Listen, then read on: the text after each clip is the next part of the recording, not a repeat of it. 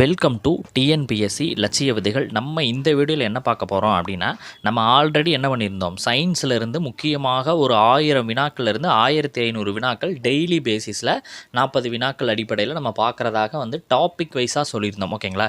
So இதை மட்டுமே பார்த்தா கூட உங்களுக்கு என்னது, சயின்ஸில் மொத்தம் 10 கேள்விகள் என்பது கேட்கப்படும் குரூப் 4 எக்ஸாம்ஸில் பார்த்தீங்கன்னா. ஸோ அதில் மினிமம் 5 கேள்வியிலிருந்து மேக்ஸிமம் 7 முதல் 8 கேள்வி வரைக்குமே இதிலிருந்து இடம்பெறுவதற்கான அதிகபட்ச வாய்ப்புகள் இருக்குது இந்த 1000லேருந்து 1500 கொஸ்டின்ஸில். ஓகேங்களா?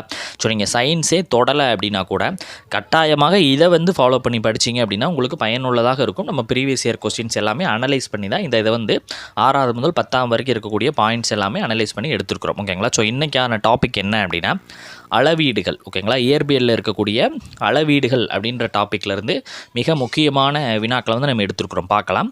ஃபர்ஸ்ட் கொஸ்டின், எஸ்ஐ அழகுமுறை என்பது என்ன அப்படின்னா, அது ஒரு பன்னாட்டு அழகுமுறை அப்படின்னு சொல்லுவாங்க. ஓகேங்களா? எஸ்ஐ அழகுமுறை என்பது பன்னாட்டு அழகுமுறை. நீளத்தின் எஸ்ஐ அலகு என்ன? மீட்டர். நிறையின் எஸ்ஐ அலகு என்ன? கிலோமீட்டர். காலத்தின் எஸ்ஐ அலகு என்ன? வினாடி. என்ன சார் இதெல்லாம் பேசிக்காக இருக்குது, இதெல்லாம் கேட்டிருக்கிறாங்களா அப்படின்னு கேட்டால், பொறுத்துகளை இதெல்லாம் ஆல்ரெடி நிறையா முறை கேட்டிருக்கிறாங்க. ஓகேங்களா? ஸோ நம்ம கேட்டது இதில் கொடுக்கக்கூடிய ஒவ்வொரு வினாக்களுமே மிக மிக மிக மிக இம்பார்ட்டன்ட். ஓகேங்களா? ஸோ அந்த லெவல் நீங்கள் படிச்சுக்கோங்க.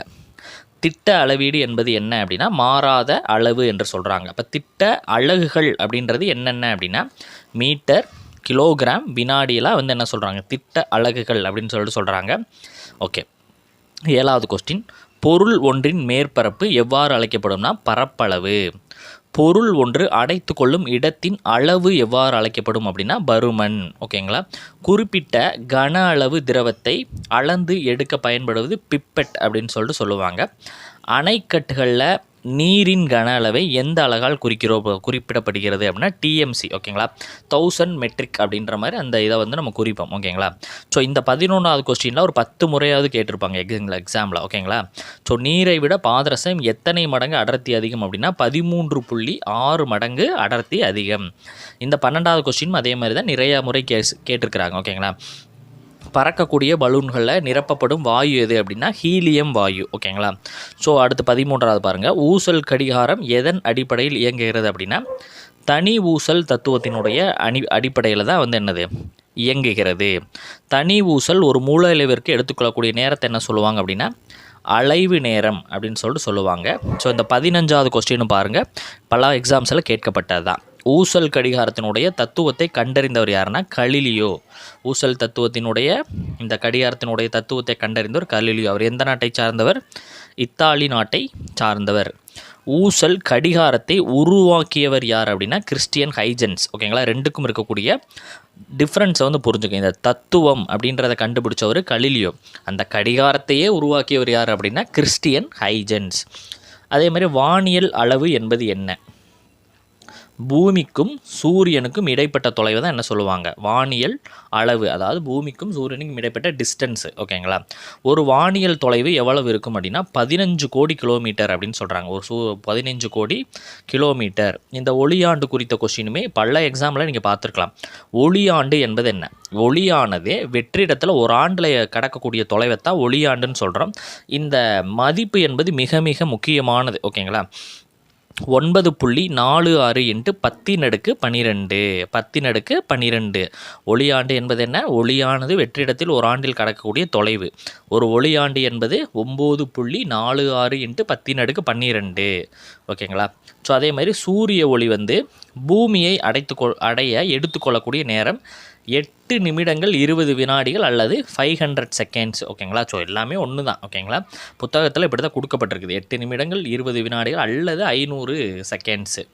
ஓகேங்களா? ஒளி ஒரு வினாடிக்கு எத்தனை கிலோமீட்டர் செல்லும் அப்படின்னா, 3 லட்சம் கிலோமீட்டர். 24. எஸ்ஐ அலகுமுறை என்பது எத்தனை அளவீடுகளை கொண்டது அப்படின்னா, 7 அடிப்படை அளவுகள் 22 வழி அளவுகள். ஓகேங்களா? 7 அடிப்படை அளவுகள் 22 வழி அலகுகள். ஓகேங்களா? ஸோ நீரினுடைய உறைநிலை எவ்வளவு அப்படின்னா, 0 டிகிரி செல்சியஸ். இதையுமே பல எக்ஸாமில் கேட்டிருக்கிறாங்க. நீரின் கொதிநிலை எவ்வளவு? 100 டிகிரி செல்சியஸ். இதையுமே பல எக்ஸாம்ஸில் கேட்டிருக்கிறாங்க. தனிச்சுழி வெப்பநிலை என்பது என்ன? -273 டிகிரி செல்சியஸ். இதையுமே கேட்டிருக்கிறாங்க. இந்த அடுத்து இதில் இருக்கக்கூடிய ஒவ்வொரு வினாவுமே ரொம்ப ரொம்ப ரொம்ப ரொம்ப இம்பார்ட்டன்ட். ஓகேங்களா? ஸோ மின்னோட்டத்தினுடைய எஸ்ஐ அலகு என்ன? ஆம்பியர், இதுவும் கேட்கப்பட்டிருக்குது. பொருளின் எஸ்ஐ அளவு என்ன? மோல், இதுவும் கேட்கப்பட்டிருக்குது. ஒளியின் எஸ்ஐ அளவு என்பது கேண்டிலா, இதுவுமே கேட்கப்பட்டிருக்கிறாங்க. ஓகேங்களா? ஸோ நீரினுடைய கொதிநிலை 0 டிகிரி, சரி, நீரினுடைய உறைநிலை அப்படின்றது 0 டிகிரி, கொதிநிலை என்பது 100 டிகிரி, தனிச்சுழி வெப்பநிலை என்பது -273, மின்னோட்டத்தின் அலகு ஆம்பியரு, பொருளின் அளவு மோலு, ஒளியின் இது கேண்டிலா. இதை மாதிரி படித்து வச்சுங்க. ஓகேங்களா?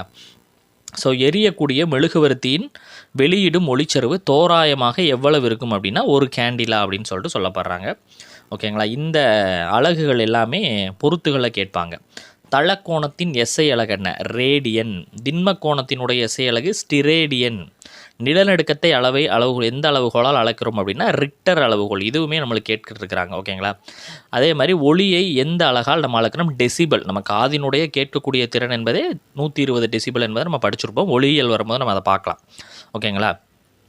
அப்போ தலக்கோணத்தின் எஸ்ஐ அளவு ரேடியன், தலக்கோணம் ரேடியன், திண்மக்கோணம் ஸ்டிரேடியன், நிலநடுக்கத்திற்கு பார்த்திங்கன்னா ரிக்டர் அளவுகோல், ஒளி அப்படின்னா டெசிபல். ஓகேங்களா? அளவுகோலின் மூலம் அளவிடக்கூட மிகச்சிறிய அளவு மீச்சிற்றளவு அப்படின்னு சொல்லிட்டு சொல்லுவோம்.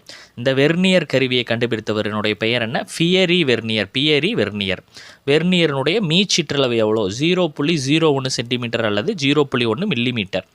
அடர்த்தி மிகுந்த பொருள் எது அப்படின்னா பாதரசம். ஃபஸ்ட்டே பார்த்தோம் 13.6 வந்து அதிகமாக இருக்கும் அப்படின்னு சொல்லிட்டு பார்த்தோம். அலகுகளினுடைய குறியீடுகளை எவ்வாறு எழுத வேண்டும் அப்படின்னா ஆங்கில சிறிய எழுத்துக்களால் வந்து எழுத வேண்டும். அதாவது இப்போ மீட்டர் அப்படின்னு இருக்குன்னா இந்த எம் இப்படி போடணும், கேபிட்டல் எம் போடக்கூடாது. மீட்டர் அப்படின்னு சொல்லிட்டு நம்ம சிறிய எழுத்துக்களால் போட வேண்டும். அதை தான் அப்படி சொல்லியிருக்கிறாங்க. ஓகேங்களா? ஸோ பொருளின் மீது செயல்படும் ஈர்ப்பியல் விசையின் மதிப்பு எவ்வாறு அழைக்கப்படும்? எடை. ஓகேங்களா? லாரிகள் அப்புறம் ட்ரக்குகளினுடைய எடைகளை எடை மேடைகளின் மூலம் கண்டறிய பயன்படும் தத்துவம் என்ன? திரிபுமானி தத்துவம். ஓகேங்களா? என்ன தத்துவம் பயன்படுகிறதுன்னு கேட்பாங்க. மிக துல்லியமாக நேரத்தை அளவிட நம்ம பயன்படுத்தக்கூடிய கடிகாரம் என்னென்னா அணுக்கடிகாரம். இந்த அணுக்கடிகாரத்தில் பயன்படக்கூடிய அணு எதுனா சிசிஎம் அணு. இந்த கிரீன்விச் அப்படின்றது எங்கே இருக்குது அப்படின்னா இங்கிலாந்தில் இருக்குது. உலகில் எத்தனை நேர மண்டலங்களுக்கு? 24. இதுவுமே அதிக அளவில் கேட்டிருக்கிறாங்க. ஓகேங்களா? ஸோ நம்ம முதல் டாப்பிக்லேருந்து ஒரு 46 கொஸ்டின்ஸ் என்னது பார்த்துருக்குறோம். ஓகேங்களா? ஸோ இதே மாதிரி தினம்தோறுமே உங்களுக்கு சயின்ஸ்லேருந்து அதிகபட்ச கொஸ்டின்ஸ் வந்து உங்களுக்கு நாங்கள் கேட்போம். ஸோ அதை நீங்கள் எழுதி வச்சு படிங்க, உங்களுக்கு மிக மிக பயனுள்ளதாக இருக்கும். ஓகேங்களா? ஓகே, நம்ம அடுத்த வீடியோ பதிவில் சந்திக்கலாம். தேங்க்யூ.